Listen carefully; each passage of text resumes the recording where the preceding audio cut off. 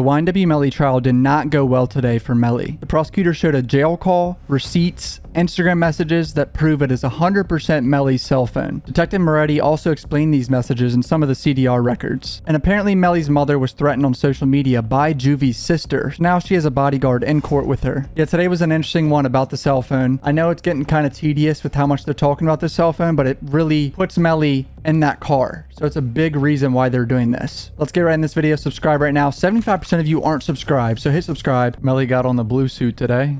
All right. Once law enforcement had the phone in their possession, did they pick up any of the phone calls? No. Christopher Thompson's cell phone. Where was that cell phone found? That was found in the back, right rear passenger. Right now they're talking about the deceased victim's phones for some reason. I don't really know why, but I guess we're about to see. Who was it saying was the account name under? Jamie L. King. You know who Jamie King is? There's the mother of the defendant. And where did you first meet Miss King? At the hospital. So just to refresh some of y'all's memory, Sakchaser's phone was on Melly's mom's phone plan along with Melly. How far away was the estimated phone location of the defendant from where the casings were actually found? About 100 meters. How far away was Mr. Williams' phone estimated location from the network compared to where the casings were found? Oh, I'm sorry. Mr. Williams' phone was about 100 meters from where the casings were found, and the defendant's phone was about 400 meters. So they just said Melly's phone was about 400 meters away from where the casings were found, and Sakchaser's was 100 meters. It's an estimate location from the CDR records or phone towers or whatever, I believe. So it kind of just pings around. It's an estimate. So that's going to be an easy way for the defense team to pick that apart. Excuse me, can we have a time frame? I don't know if it's this year or... Melly's team just said, do we have a time for it and how long this is going to take, I think. Because this is repeated questions. I thought she already asked him about the environment yesterday. Brushed, marsh like, so it's very thick, very heavy. You're not moving today. In terms of your investigation, was there one rod in particular that was important? Objection. Beyond his expertise. Hasn't been qualified. Thank you, sir. Detective Moretti, with regards to Rod K, what was that? Why was that important in your investigation? Sustained objection. Detective Moretti, were you present when trajectory rods were placed into the vehicle? Yes, sir. Objection. So I would ask... You made your objection, right? Objection understood. Over. Proceed. On the trajectory rods, was that something that you took into account in your investigation? Yes, the rod K was... Objection to further... Sustained. November 21st of 2018. Did you have any information that led back to the house at 18541? That anyone had gone back to that house that was involved in that murder? We had no information at that point. We had any nexus between the house and the crime itself. She brought up the trajectory rods to this detective and didn't go very well. Sustained every objection from the defense, so they skipped past that. Now she's talking about Fredo Bang for some reason. When you get the CDRs, is there an explanation page that is given on each one? Yes, ma'am. What does this tell you about the records? It explains all the columns that's on the CDR. Does it indicate whether or not a phone call was sent to voicemail? Yes. And how does that show up in these call detail records? You'll see it says call forwarding, then you'll also see the standard T-Mobile phone. Do you create this document? No, ma'am. Who does? T-Mobile. This lady just sits here and types for 8 hours straight. Like, that's a crazy job to me. They're in sidebar right now, and she's still listening to them in headphones, typing everything they say. Mr. Francois lists a telephone number on his bank records. Yes, ma'am. The phone call at 4:40 a.m. Eastern Time, 8:40 UTC. What phone number is that? They keep bringing up Melly's manager a lot. I wonder why they're bringing up his phone now. When you got the SunTrust records, did it have identifying information for Mr. Francois? Yes, ma'am. Mobile number listed on the SunTrust account. 954-376-9158. Phone call that after the 4:40 a.m. These records does it indicate the duration of a phone call? It's a 5-second phone call. It's indicates the call was forwarded to a voicemail service. And were you able to identify Frederick Gibbons during the course of this investigation by a nickname? Yes, ma'am. And what was that? Fredo Banks. Excuse me, can we have a time frame for that? Sure. And Detective Moretti, at what point did you learn that Frederick Gibbons also went by the name of Frito Bang? Relatively within the first couple of days of the investigation. Prosecutor's taking her precious time today, dude. Over an hour into this guy's testimony and not much has happened. He explained a little bit about the phone records and then like the victim's phones. And then now Fredo Bang's house and his phone is being brought up. Obviously because they say that Melly went to his house the morning of the murders and shit. So I want to go now to the phone call that's highlighted here, 10/26/2018, 10/23/49. Yes, ma'am. You mentioned the voicemail number. Is that another example of a phone call being forwarded to voicemail? Yes, ma'am. I went there to meet an individual witness in this case who was concerned for the safety of one of the children, Felicia Holmes. So a month later from the murders, pretty much, Melly's girlfriend's mother was fearful for her child. Show you any statements are coming from the 772-713-9807 phone number. Who's it given? Fair say. Relevant. Sustained. It looked like he was about to say yes to that she showed statements on the phone, but then it got objected to. When you met with her, how was her demeanor? Objection. Calls for conclusion part of this witness. Were you made aware of a documentary that was published by the defense? December 4th, yes, ma'am. Oh, so now they're talking about the documentary on Melly's YouTube channel. And I think it's mainly because at the end of the doc, they say that Melly, sakchaser, Juvie, and Bortland were victims of a drive-by shooting. They say that's Melly admitting he was in the vehicle. In which words pop up on the screen saying that... Objection. Stay. In terms of that documentary, is that still publicly available on YouTube today? as far as I know. Small things, welcome to Dylan Gifford. That's wild. Sakchaser, Juvie, and Melly standing right there in this documentary together for 30 minutes. Like, it's a pretty crazy documentary to watch. They happy to see us. They happy to see us when they see us. No, Did you solely focus your homicide investigation on this defendant? No, ma'am. Mr. Colburn was a young 15-year-old kid, posted something stupid on social media. Objection to the word stupid.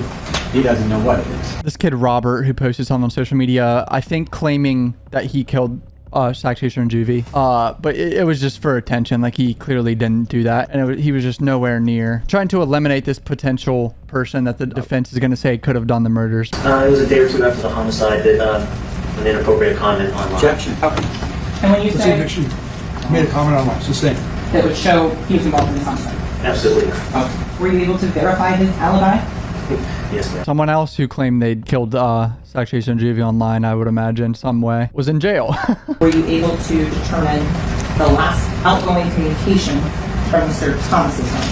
It was around 3 a.m. Mr. Thomas was texting his girlfriend. Talking about Sakchaser and Juvie's phones again, and how there was no outgoing communication, like pretty much the entire night besides Juvie talking to his girlfriend at 3 a.m. Sakchaser talked to someone at midnight or something, I believe. The marijuana that was recovered from that car, a Jeep? Yes, ma'am.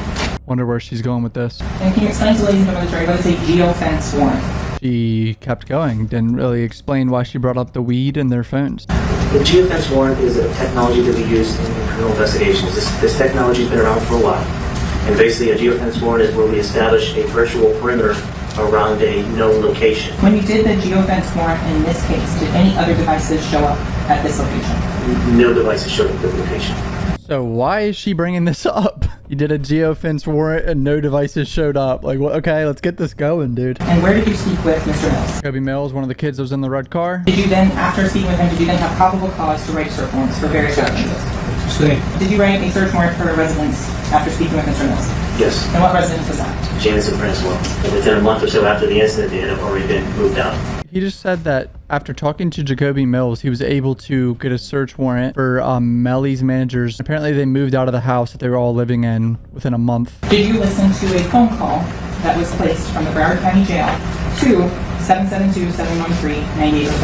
Yes. Hold on, bro. They got jail calls. Quick plug, 75% of you aren't subscribed, so hit subscribe right now. And I got hats on CUFBOYS.com, so go cop one. Hey, baby, why didn't you just call my phone when I got my credit card? You should have called my phone, baby, because I put money on my phone. It's money on my phone. No, you out of money instead of this account. I just put my credit card on your phone now. Yeah, I don't know your credit card number because it asks for like your expiration date and your zip code. I don't know what your stuff is that's linked to that card. Melly and his mom instantly talking about him calling the wrong phone, I think, because she doesn't have money on that phone or some shit. Yeah, I'm about to get back your phone because he said I'll be answering the phone when I'm supposed to. Yeah, oh, he just said he love you, keep your head up, and everything. And then 762-556. Gave his mom access to his phone. They mentioned track. Apparently they brought up track on that phone call, but I missed that. I would imagine this is the day that track turned in Melly's phone. So what this proves, in my opinion, is all the commotion about whether or not it's his phone. It's his phone. We've established this for 2 or 3 weeks now. It's 100% Melly's phone. This phone call with his mom shows that it's his phone even more because he's telling his mom the password to it. It's not a group phone. Well, immediately put it into airplane mode so it cannot be remotely wiped. Then was transported back to the station and it was turned over to Detective Zeller who did the digital forensic examination. The phone was taken from the possession of Jameson Francois. Yes, sir. They objected to the phone.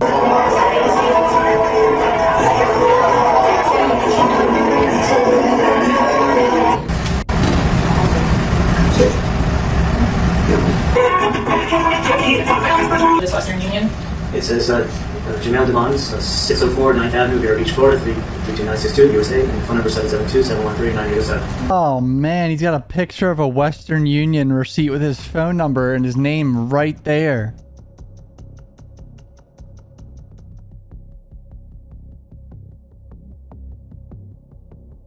When you turned this phone on, the passcode that was on that jail call unlock that phone? Yes, ma'am. In terms of this phone, it's remained in airplane mode. What does that mean? It prevents it from being remotely wiped. And what year does this phone think it is still? It still thinks it's in 2018, actually 2019. Kind of wild. She opened up his phone right there. Did you go through and verify the various data points that are in there that are pertinent to this case? Yes, ma'am. May I ask one question? Sure. Did you prepare that report yourself? Yes, I generated it from the Cellbrite. You generated it? Yes. In other words, you hit a button. Objection, Your Honor. You hit a button, and Cellbrite created this report. Is that correct? Yes, sir. Do you know the engineering of that? Yes, sir. Mellie's team is going to keep shitting on this detective talking about any type of phone records. This drop pin right here is Pembroke Road. Waste management, I believe where Melly did all this is around here, near this waste management situation. Oh shit, so here's the messages of Melly sending him, I believe, this location at 4:42 a.m. Fredo Bang sends back his address. I'm on my way right now, blood. Remember, because apparently Melly sent a drop to Fredo Bang to be picked up. The Wi-Fi network is the name of the network, Wi-Fi network that was being utilized by the phone. The name instead was Fredo Bang. Okay. So talking about how Melly's phone connected to Fredo Bang's Wi-Fi. It was a video that was obtained through open source videos of the defendant, along with the co-defendant up in Melbourne, Florida, at some type of video shoot or something like that. Now they're bringing up Melly's video shoot that happened on the day of the murders. I would guess like noon, and went to a video shoot. There's a video of him like dancing and having fun that day too, which some people say that's a red flag that he's enjoying himself that day, which I kind of agree with, honestly. And my two friends got shot in a drive-by, my two best friends. If Landon and Johnny got shot, I'm canceling that video shoot. Melly in the motherfucking building, bro. In the motherfucking place to be. We have motherfucking business. Murder video shoot.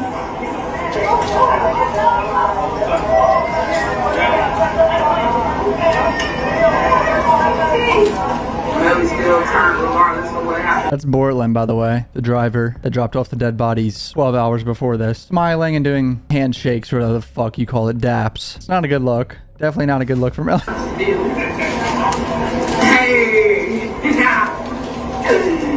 but no, still turn. Regardless of what happened, you heard? This is not the same jacket that's pictured on that video. No, ma'am. People have been saying that Melly and Juvie had the same jacket on. The same jacket I believe Juvie had on walking out of the studio, but clarified that they just had two of the same jacket. The 772-713-9807 phone number saved. It's saved as twin. So they all have each other's numbers saved as Slim or Twin. The young sakchaser Howard name come from? That comes from the Apple ID. And where is that Apple ID on the Facebook account for that young sakchaser Howard? For that 772-713? Objection. Can we approach? Prosecutors explaining why on the Celebrate it says young sakchaser Howard for Melly's phone.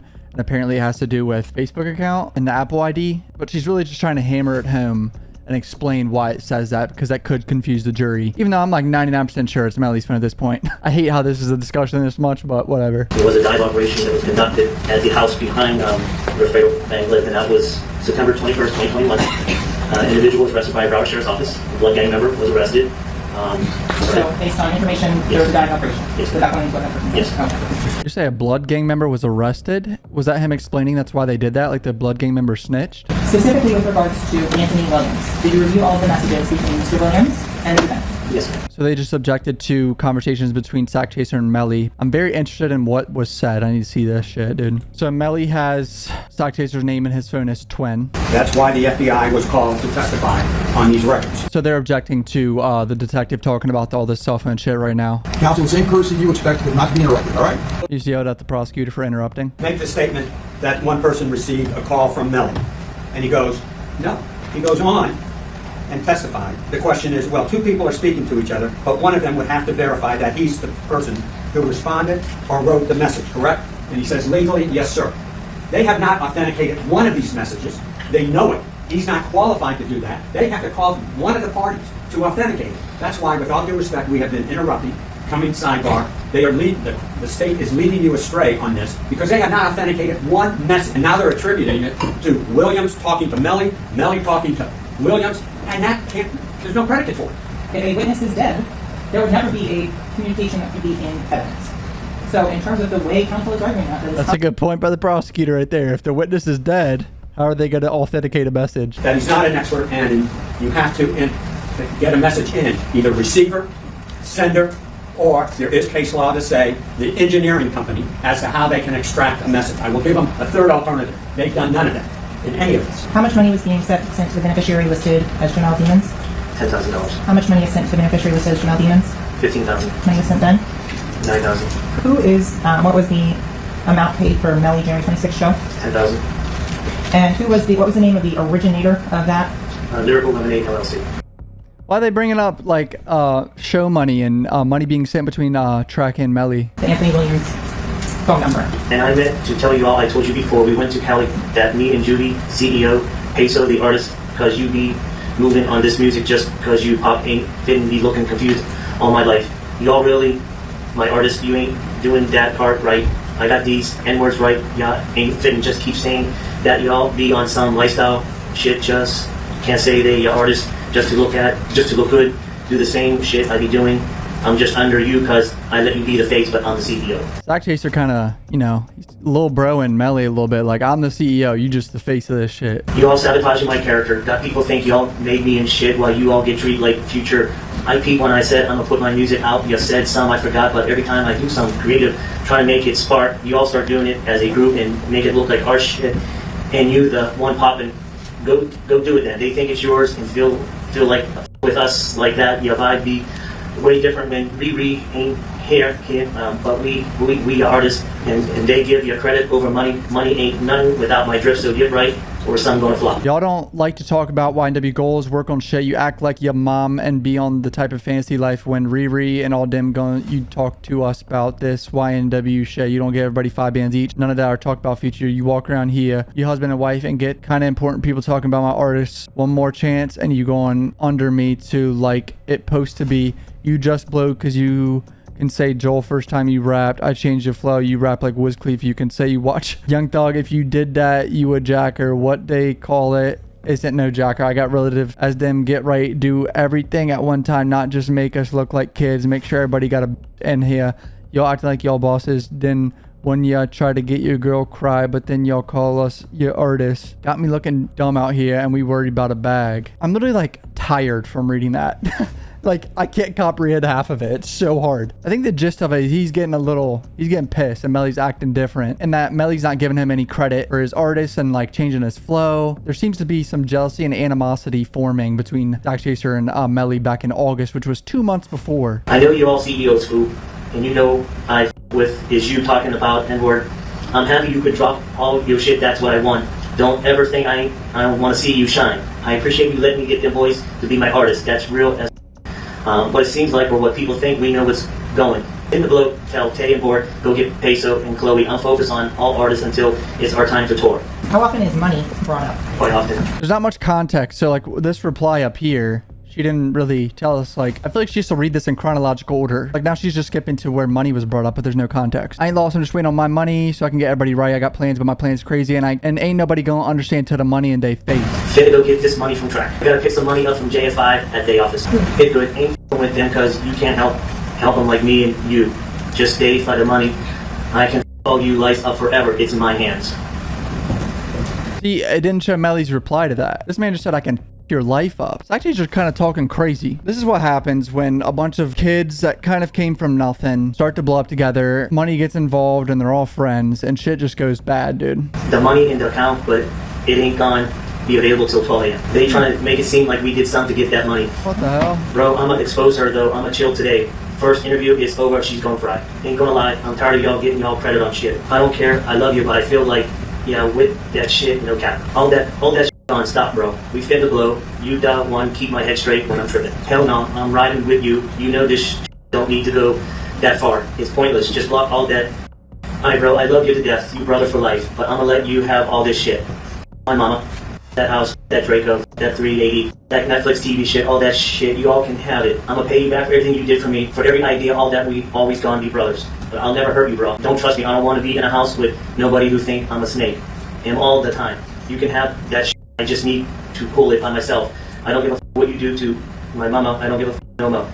I'll never say I'll kill you or harm you. If you need anything, just hit my line. I'm at the hotel around the corner. We both need our space. If we've been around each other too long or what before, let's break apart over some dumb. I'll slide through. You all don't need me. I love you all, and tell Chloe I said I love her. And I'm fit to focus on myself till it's time for a tour. Everything I do is out of love. I don't know how else to prove it. I love your ass more than anyone on this earth. Bro, you got that shit. I'll never beef with my day one. That ain't me. If you die, I'ma die. And we the same person for real. I'm gonna let you pull off though my end love. Jesus. So it seems like they had a big fight on August 30th and went down, and then Melly texted him that saying he had to go stay at a hotel, and he said, my mama. But he did say a lot in these messages how much he loved him, he would never harm him or kill him. But this is like really compelling shit. This is crazy. I'm good. It's just somebody telling me y'all up to something. You don't owe me nothing. We is the same person. But how you let this shit keep going this far? What if it was the other way around? My mom wouldn't be doing no shit like this. So Melly's mom did something to Sakchaser apparently. I'm bullying. Ain't say I was beefing with you before. I let something happen to me or play with my family. Everyone will die like that. Stuck with my blood. Melly's mom is in the crowd seeing this. He said, I don't consider her my mama no more. That bitch, bruh. I know I feel that you're that. Then she keep telling people about me, and I'm not even worried about her, bro. I'm trying to bull do me. Why? And that's always worried about me and about how you gonna leave, and we can't even get in the gate without you be on some crazy. Like, I don't even be knowing what the say no more. She do out of the blue. She the devil for real. Crazy. I ain't got no with it no more. If y'all kill her, it, bruh. She my mama. She sold her soul. They gonna kill me. The ID at the house. What the is happening in this friend group and family? And he's saying his mom is the devil. Melly seemed just objected to the Instagram DMs and being put in, I believe.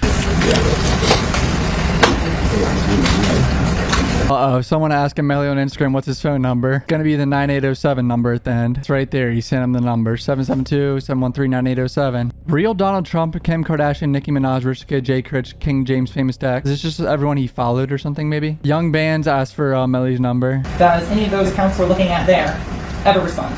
Never. So someone just put Melly in all these random group chats with all these famous people or whatever. And here's Melly giving Young Bands his number. Melly giving someone else his number. Lil got it his number. Hundreds of messages of him giving this number to people, dude. Oh, that's such a bad look. It's 100% his phone, bro. Same N-word, same number. Oh, no. So actually earlier, the stream wasn't on for the beginning part of the trial for like, I believe 30 minutes or something. And apparently Juvie's sister threatened Melly's mother. And she has a bodyguard now. So that was one of the first issues that the court dealt with this morning. And it was interesting because the judge did basically say, if you needed more security, I can get it for you. Ultimately, it was determined that the security she had, the bodyguard, was going to be enough. So yeah, that's pretty much it for day 13, I believe. A lot of messages between Melly and Sakchaser and Juvie, and Facebook messages and explaining why the phone says Sakchaser Howard, and there's a lot of tension between Sakchaser and Melly as well, which is, you know, could be a little bit of a motive on why Melly would do something like this. Prosecutors really trying to hammer home that it's Melly's cell phone, which they did a good job showing that receipt as well, that showed that Melly's name was on a receipt and his phone number, giving his phone number to hundreds of people on Instagram. Like, it's subscribe right now, follow me on Twitter and Instagram. Love you guys. Peace out.